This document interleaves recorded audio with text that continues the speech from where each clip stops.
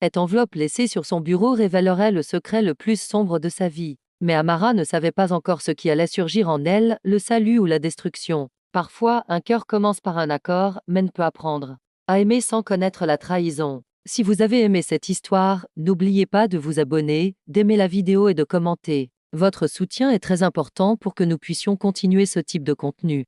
Ayant grandi au milieu des gratte-ciel rouillés de Johannesburg, Amara Ndlovu était une jeune femme grande à l'extérieur mais brisée à l'intérieur. Ses yeux brillaient d'une tristesse qui essayait de cacher les traces du passé mais échouait et son sourire lui rappelait toujours une mélodie manquante. Quiconque le connaissait remarquerait que son silence était un cri, une chaîne invisible qu'il traînait derrière lui alors qu'il marchait. Amara n'avait que 9 ans lorsque son père a été abattu par la police lors d'une grève des travailleurs.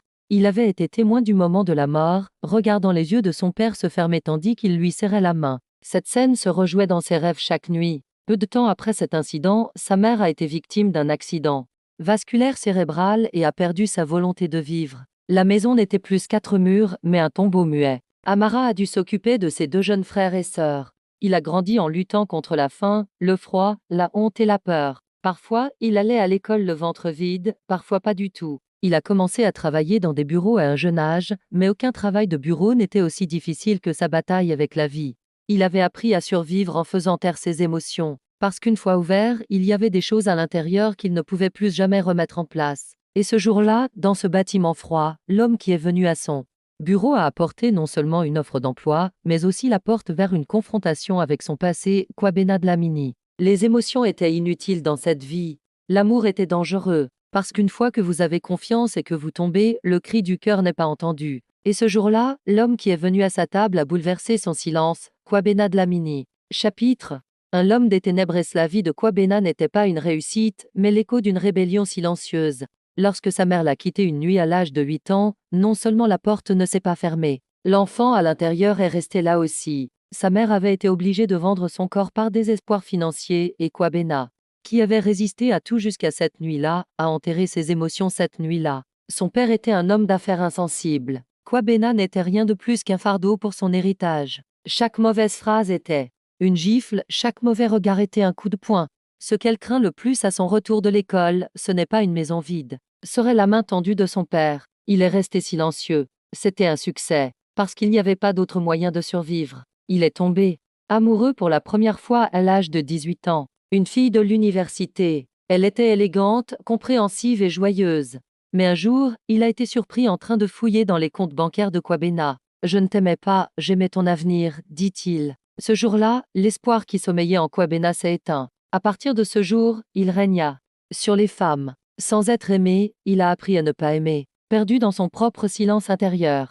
Ses yeux ne montraient jamais d'émotion, sa voix ne s'adoucit jamais. Chaque relation était une stratégie, chaque contact était une négociation. Et le pire, c'est que maintenant, il pensait que c'était normal. Mais c'était vide. Il vivait dans le luxe, assis seul les nuits dans la plus haute tour de la ville. Alors que les lumières scintillaient derrière ses murs de verre, un silence désertique s'installait à l'intérieur. Ni le téléphone ne sonnait ni il n'y avait aucun bruit de pas. Tout était prévu, même la solitude. Et la nuit, le seul son qui résonnait dans cette maison aux murs de verre était sa propre respiration accélérée. Alors que son cœur battait, il n'avait pas peur, il se rappelait simplement qu'il existait. Mais cet être n'était que chair et os. L'esprit avait depuis longtemps quitté cette maison. Pour maintenir sa holding à flot, un partenariat avec des investisseurs français était nécessaire. La condition pour les fiançailles était d'être avec la sœur de l'investisseur. Pour Kwabena, c'était une forme de captivité. Il devait être le maître de sa propre vie. Et cette femme qu'il avait rencontrée par hasard, qui se tenait droite même en portant du thé.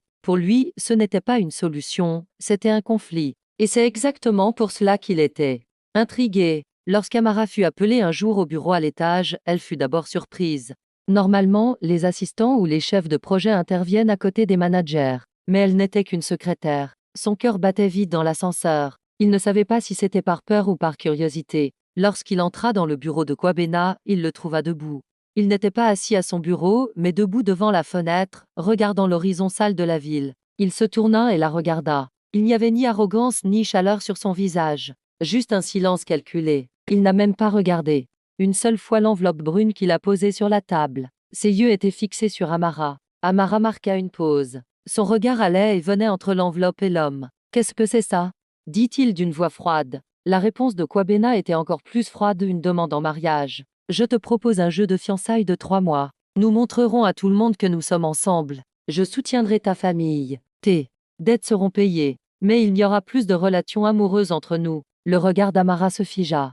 Ses yeux s'écarquillèrent, non pas par admiration mais par choc intense. Un écho s'éleva en lui, se brisant en 1000 morceaux. Son cœur lui faisait mal au centre de la poitrine, comme s'il était tiré hors de sa place. Il ne trouvait pas les mots. La première chose qui lui a traversé l'esprit était que cet homme était fou. La deuxième pensée était à quel point il était impuissant. Il inclina légèrement la tête. Il se sentait diminué. L'enfant en lui soupira une fois de plus de déception. Mais ensuite il ferma les yeux et prit une profonde inspiration. Il pensait à la nuit où sa mère avait eu une crise d'épilepsie, au matin où son frère était allé à l'école le ventre vide. Quand elle ouvrit les yeux, elle n'était plus cette petite fille.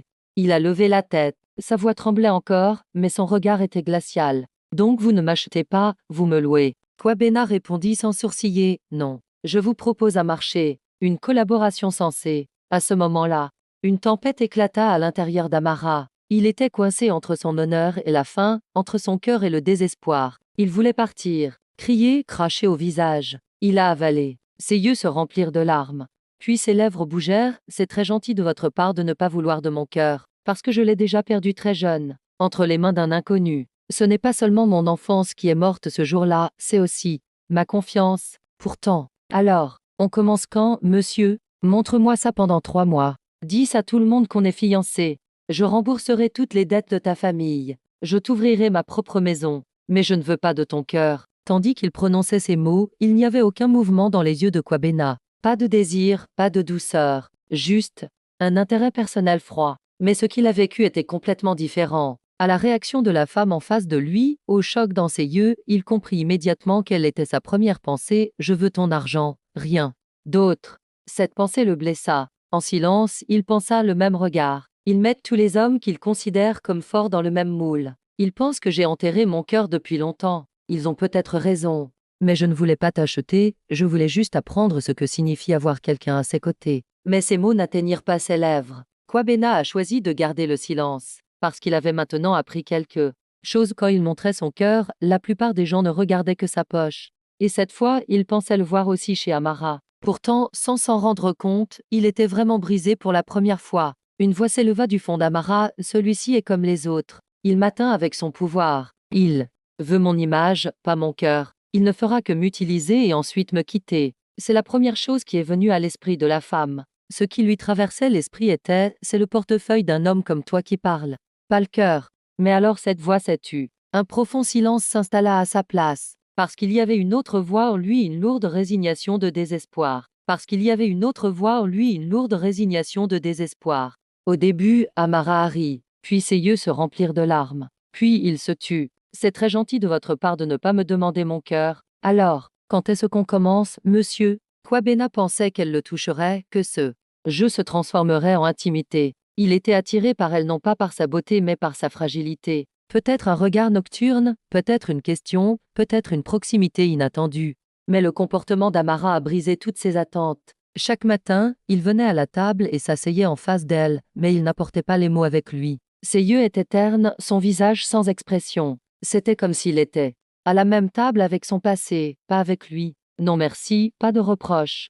Il se comportait simplement comme un serviteur silencieux. Elle lui tenait le bras lors d'événements et souriait gracieusement devant les caméras. Mais Kwabena sentait que ce sourire était vide, juste une partie du décor. Il ne lui parlait pas. Il ne la touchait pas. Et chaque nuit, elle se retirait dans une pièce à l'extrémité de la maison et verrouillait la porte, devenant ainsi physiquement et spirituellement inaccessible. Pour la première fois, Kwabena sentit que malgré tout son argent, son pouvoir et sa position, il n'avait jamais pu s'approcher du cœur d'une femme.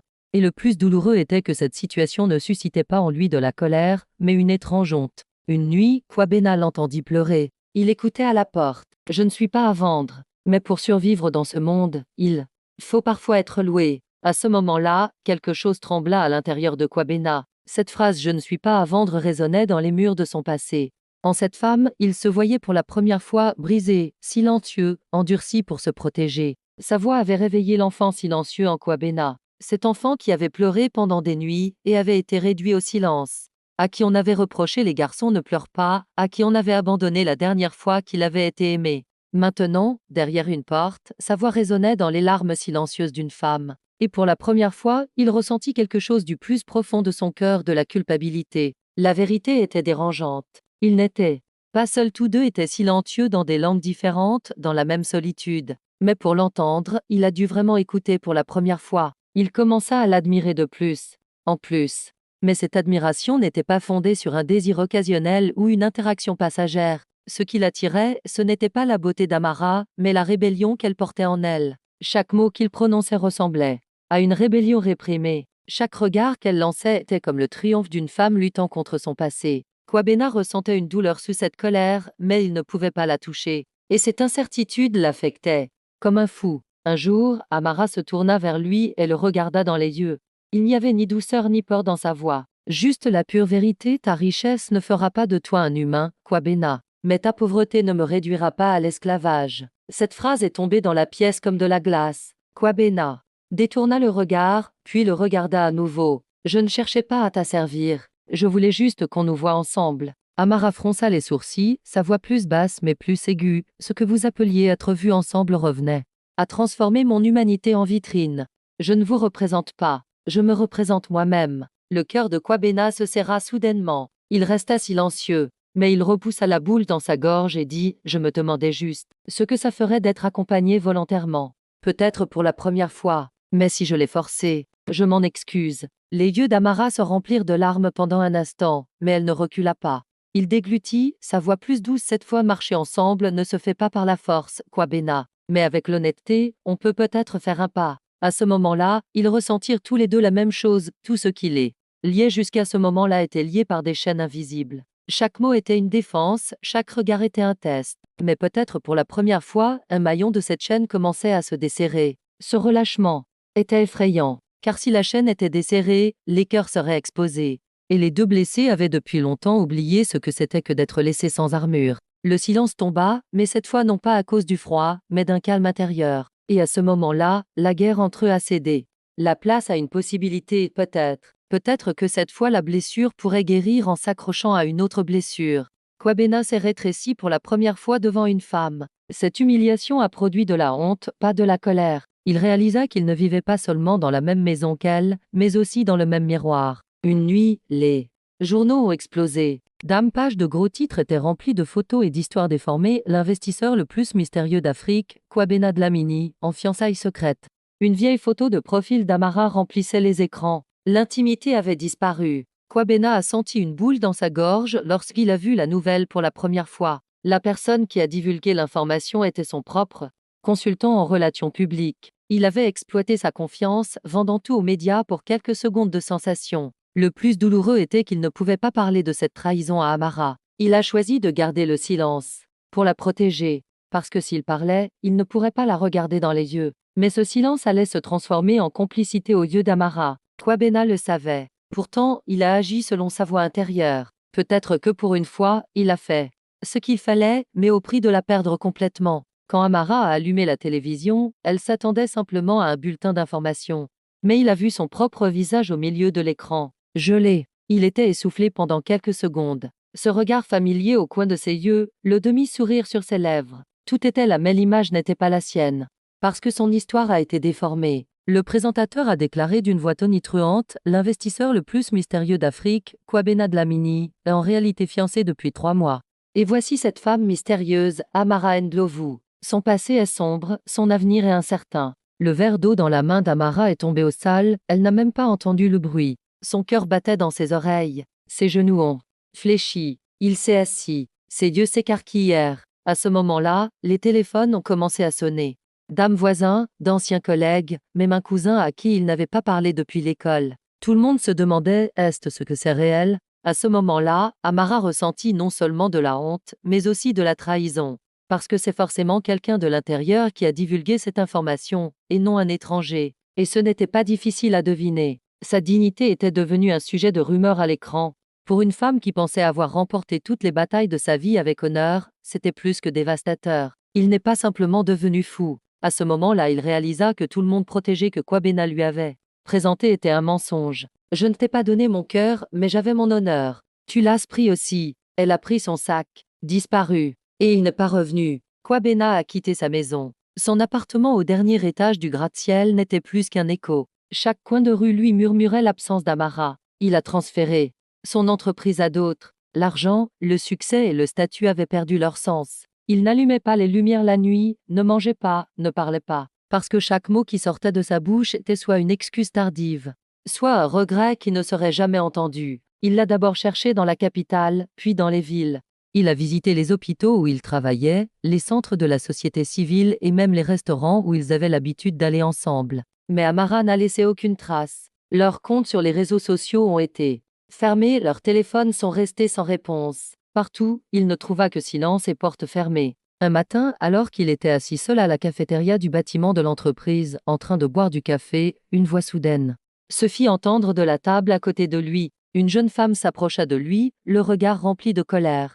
Ses yeux brillaient. « Tu es Kwabena, n'est-ce pas ?» il a dit. Kwabena leva la tête. La femme devant lui ne lui semblait pas familière. « J'étais l'amie la plus proche d'Amara. Mais cette femme est partie. À cause de toi. Elle s'est tue. S'est éloignée, s'est enfouie. Je n'ai plus jamais revu cette ancienne étincelle dans ses yeux. Tu l'as déshonorée avec de l'argent, tu as exposé sa vie. Je lui ai toujours dit de fuir les gars comme toi. Mais il n'a pas écouté. Et maintenant, regardez, il ne reste que le silence.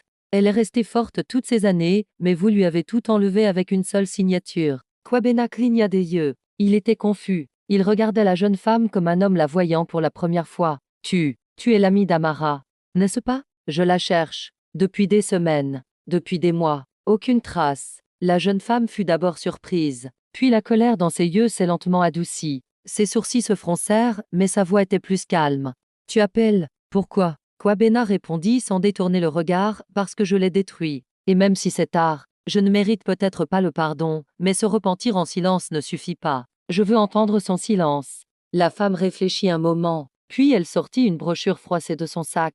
Il disait qu'il était là, mais avant de partir, il s'est complètement effacé. Il a peut-être même changé de nom. Et il lui tendit la brochure. « Enfin, peut-être qu'il veut voir ce que tu vas faire, mais ne te contente pas de t'excuser. Il est plus fort maintenant. » Kwabena a pris la brochure. Pour la première fois, ses mains tremblaient. La femme s'est éloignée. Kwabena posa son café.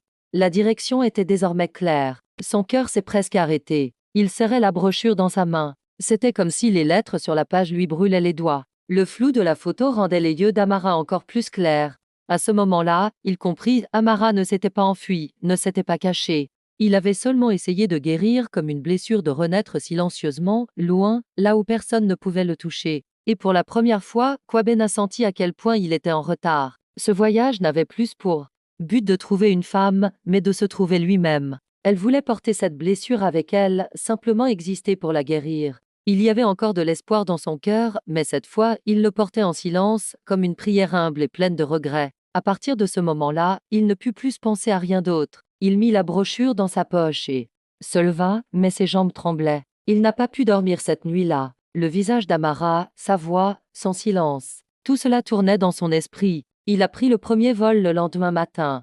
Lorsqu'il a quitté l'aéroport, aucun plan ne l'attendait, seulement un lourd fardeau sur le cœur et une brochure froissée à la main. Il a changé de bus, entassant une foule en sueur dans des minibus de village. Il marchait sur des routes poussiéreuses. Alors que le soleil brûlait son front, la culpabilité qui l'habitait brûlait son corps. C'était calme tout le long du chemin. Une seule phrase lui traversait l'esprit, « Suis-je en retard ?»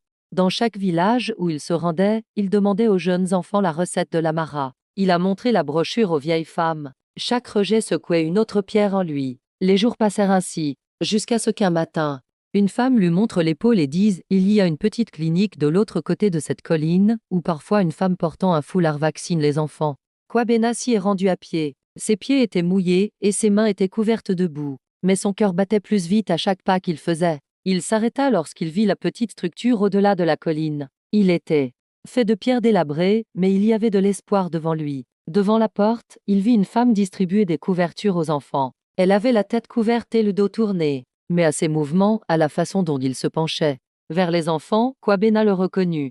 Son cœur reconnut cette femme qui essayait de ne pas sourire encore plus vite qu'il ne l'avait fait lorsqu'il l'avait vue pour la première fois. Amara n'utilisait même plus son propre nom. Il avait caché son identité. Elle ne se cachait pas de son passé, mais de la souffrance de son cœur. Quand Kwabena l'a vue, il ne pouvait plus marcher. Ça s'est juste arrêté. À partir de ce jour, il s'assit chaque matin sur la même pierre. Il l'a suivie. Il n'a pas dit un mot et n'a pas osé s'approcher, parce que maintenant, pour la première fois, il savait que le pardon n'était pas une question de temps, mais un droit. Et il ne le méritait pas encore. Kwabena vivait là, se réveillant chaque jour avec des regrets sur la veille. Chaque instant où Amara ne souriait pas portait en elle mille douleurs. Il ne lui a pas parlé. Il s'asseyait tous les jours. Il garda le silence et attendit le pardon. Un soir, alors que des nuages gris couvraient le ciel et que la pluie commençait à tomber en minces filets, les enfants du village coururent en criant et se réfugièrent dans les huttes. Amara était sur le point d'accrocher la dernière couverture qui lui restait sur la porte lorsqu'elle remarqua une silhouette sombre du coin de l'œil. À quelques pas de la clinique, il y avait un homme agenouillé sur le sol boueux. Il se tenait immobile sous la pluie, ses vêtements trempés et ses chaussures enfouies dans la boue. Il ne l'a pas reconnu au premier coup d'œil. Mais alors, cette courbure dans le dos, ce poids sur les épaules, son cœur tremblait. Il s'approcha lentement. Il marchait en craquant sur le sol mouillé. L'homme leva la tête. À ce moment-là, leurs regards se sont croisés. Ses yeux n'avaient pas changé du tout. Kwabena. Une boule s'est formée dans la gorge d'Amara. C'était comme si le temps ralentissait avec les gouttes de pluie. 1000 phrases lui traversèrent l'esprit, mais une seule chose sortit de ses lèvres. Dis-moi, pourquoi es-tu venu? Kwabena ne détourna pas le regard. Il parla d'une voix fatiguée mais honnête, parce que je n'étais pas censé t'aimer. Ouvrir mon cœur était un reniement de tout ce qu'on m'avait appris. Mais parfois, on ne vit pas comme on devrait, on vit comme on est. Et je t'ai vécu, Amara. J'ai trouvé un écho dans ton silence, je me suis vue dans tes larmes, te portant dans mon cœur, brûlant un peu plus chaque jour. Je pensais m'éloigner de toi à chaque pas, mais en fait, je devenais toi. À ce moment-là, des larmes silencieuses coulèrent des yeux d'Amara. Toute la résistance en lui commença à se dissoudre sous la pluie. Ses genoux tremblaient, mais il ne s'effondra pas. Il tendit la main et toucha légèrement son bras. Pour la première fois, ils ont approché ensemble le bord du pardon. Et, ce jour-là, ils ont juste marché sous la pluie, sans parler. Chaque goutte était comme un nouveau départ tombant sur le passé. Ils retournèrent à la ville. Mais cette fois, ils ne se sont pas battus pour l'avenir de bureaux luxueux, mais pour l'avenir d'enfants marchant pieds nus sur le sol. Kwabena s'est volontairement retirée du sommet de l'empire qu'il avait fondé. Elle a transféré les actions de sa société à la Fondation pour la solidarité des femmes africaines et a fait retirer son nom des documents. Parce que cette fois, il voulait faire sentir sa présence non pas en criant, mais en guérissant en silence. Amara n'était plus secrétaire. Il a créé un nouveau sens à partir de ses expériences, de son silence et des traumatismes auxquels il a été exposé lorsqu'il était enfant. Elle était autrefois une fille dont la voix avait été réduite au silence et dont l'identité avait été éclipsée. Personne ne l'a entendu crier lorsqu'elle a été harcelée. Sa famille est restée silencieuse et la société a détourné le regard. Mais maintenant, à partir de ce silence, il avait construit une nouvelle vie. À leur retour en ville, avec le soutien de Kwabena, elle a créé un centre, la maison d'Amara, afin qu'aucun enfant ne soit laissé seul, contrairement à celui qui était laissé seul étant enfant. Ce centre était un centre de réhabilitation qui offrait un soutien psychologique et juridique aux filles qui avaient été harcelées ou maltraitées. À chaque conférence, à chaque collecte de fonds, la voix d'Amara devenait plus forte. Kwabena n'a pas dit son nom, mais la puissance dans ses yeux montrait qu'elle marchait à ses côtés. Elle n'était plus seulement une femme, mais un symbole d'espoir et de résilience. Quand un garçon souriait devant elle, Amara plissait les yeux vers l'horizon et murmurait « Même quand je ne suis pas avec toi, tu marches en moi ». Ils ne parlaient plus d'amour, car ce mot était trop petit. Leur langage était celui de la réconciliation avec le passé, de l'expiation avec le cœur. Un jour, à l'ouverture du centre de réhabilitation qu'ils ont baptisé Maison d'Amara dans le centre-ville, les questions des journalistes se sont tues et les rires des enfants se sont élevés dans les couloirs lointains. Alors que le soleil se couchait, Kwabena appela Amara sous le vieux figuier dans la cour avant du bâtiment. Ils se faisaient face dans un silence que seul connaissait, loin de la foule. Kwabena n'a pas sorti une bague de sa poche. Au lieu de cela, il m'a tendu une note, l'intérieur froissé mais le coin soigneusement redressé. Son écriture était tremblante, mais les phrases étaient claires. Je ne te veux pas cette fois. Je veux juste marcher dans la même direction que toi. Je ne te propose pas le mariage, mais de partager nos vies. Amara, j'avais déjà dit oui, mais je ne pouvais pas l'admettre, même à moi-même au début. Ce jour-là, lorsque nos regards se sont croisés sous la pluie, une porte verrouillée depuis des années s'est ouverte en moi. Tandis que mon cœur était trempé, une chaleur a jailli en moi. Ce oui n'était pas seulement pour toi, mais finalement pour moi aussi. Pour le pardon, la guérison, l'amour à nouveau. Il n'y avait ni princesse ni prince dans cette histoire. Mais ils prirent des pierres des palais en ruine et construisirent ensemble une maison. Parce que certains cœurs sont pétris de ruines. Certains amours renaissent de leurs cendres. Et les maisons les plus solides sont construites par les mains les plus brisées. Si un jour vous pensez avoir perdu votre cœur, rappelez-vous, recommencer n'est pas un miracle. C'est du courage. Ceux qui restent silencieux ont aussi des histoires. Pour ceux qui savent écouter, c'était une histoire. Mais peut-être y a-t-il une histoire en vous que vous avez tue. C'est peut-être le moment de le dire. Écrivez. Maintenant dans les commentaires, qu'est-ce qui est le plus difficile selon vous, pardonner ou aimer? Et là, l'amour n'a pas commencé par un accord, mais par une blessure. Si vous avez aimé cette histoire, n'oubliez pas de vous abonner, d'aimer la vidéo et de commenter. Votre soutien est très important pour que nous puissions continuer ce type de contenu.